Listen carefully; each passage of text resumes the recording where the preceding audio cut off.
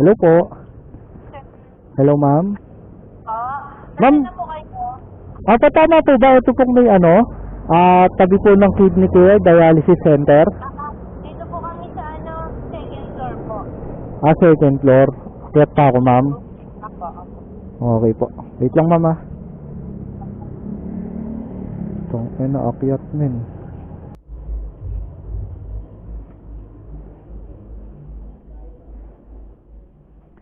Hello, ma'am. Ay, yan. Doon na po yung bayad niyan. Ay, teka lang. Landmark list ako sa kanila. Sige po. Picture ako na lang po kayo. Okay po. Picturean ko lang din, ma'am. Ano lang daw po sila hanggang 2:30. Ay, so bali rush to, ma'am. Teka po. Parang 2:45 parang mga ganun. Ay, ganun. Teka lang, ma'am. Tatawagan ko rin si Tawagan ko lang din po. Sige, ma'am. Ay. Thank you. Sige po. Thank you, ma'am. Oops.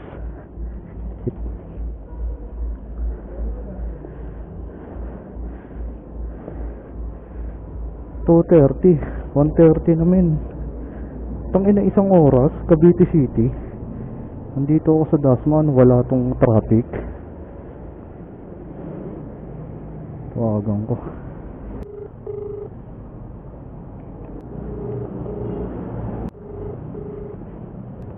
Sumagot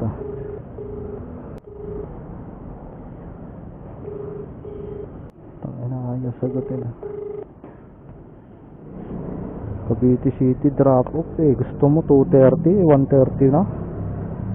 Gusto 2:30 nandun na ako men. Hindi ba ako matatraffic? May mo sagutin, bahala ka.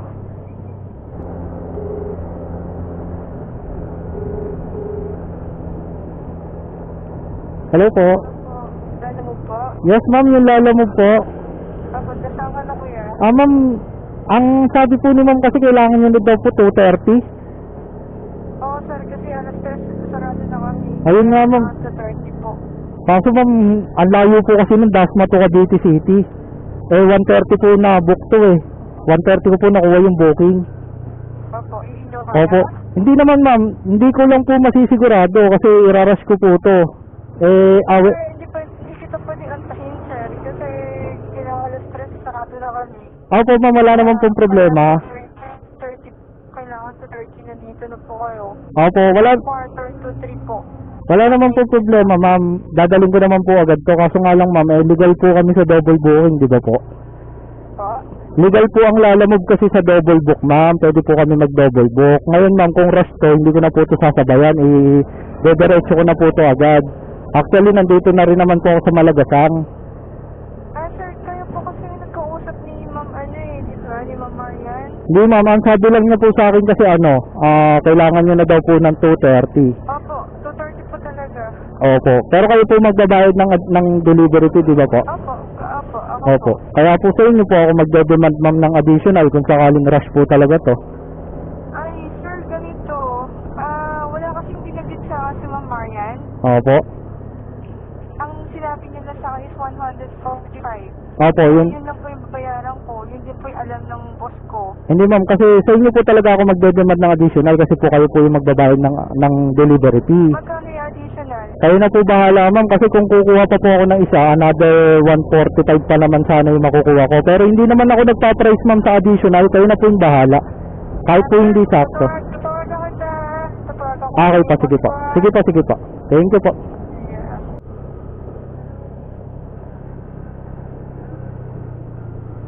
Hello ma'am. Hello kuya. Yes po. Sabi po ng boss ko, ibalik niya na lang daw sa Dasma. Bukas na lang daw niya ipapadeliver. Hindi siya pumayag magbayad ng additional. Kasi hindi naman daw masyadong rush yan. Kayo naman pala ma'am, hindi pala masyadong rush. Bakit kailangan 2:30 nandiyan na ako? Eh kasi po, magsasara po kasi kami. Bukas na lang daw niya papadeliver yan. Opo, kung ma'am. Babalik niyo ba yan dun sa Dasma? Ibabalik ko ma'am, sabi niyo po, babalik ko. Sa kanya ko na lang po sisingilin yung delivery fee. Pero maibabalik mo ba yan o bukas mo na lang i-deliver dito? Yun ang tanong ko. Ay hindi ma'am, babalik ko na lang po ito ngayon sa Dasma kasi kung bukas ko po i-deliver, mas malaki po ihingin ko sa inyong delivery fee. Sige, ganito na lang. Sige, kung ibabalik mo yan, sasabihan ko yun sa Dasma. Opo. Ibabalik mo. Pakisabihan po tapos Pakisabihan din ma'am na from here sa kinatatayuan ko ngayon, may kain na po ng charge ng delivery po yun. Kumain na po ang gasolina ma'am eh. No po, May ano na rin yun? Charge na rin yun? Opo ma'am, hindi po ako nanghihingi ng gasolina ma'am. Mag-stay ka muna dyan sa kawit. Tatawagan ko muna yung boss ko. Sasabihin ko na may charge na yung pabalik ng gasman. Opo, ayun nung pakisabi po. O kaya nga. Antayin mo yung tawag ko.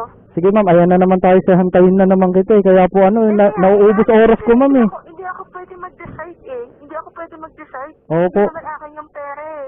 Hindi akin yung pera. Okay ma'am, eh pareho lang po tayo nag-aabala dito. O kaya nga. Okay na kuya. Tatawagan ko na ngayon yung boss ko ha. Sige, pakibilisan na lang ma'am kasi ang halaga po ng oras sa amin.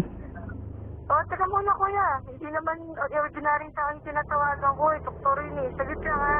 Saglit lang. Hello? Nasa kawit ka pa? Andito pa ma'am. Naghihintay lang ako ng contact nyo.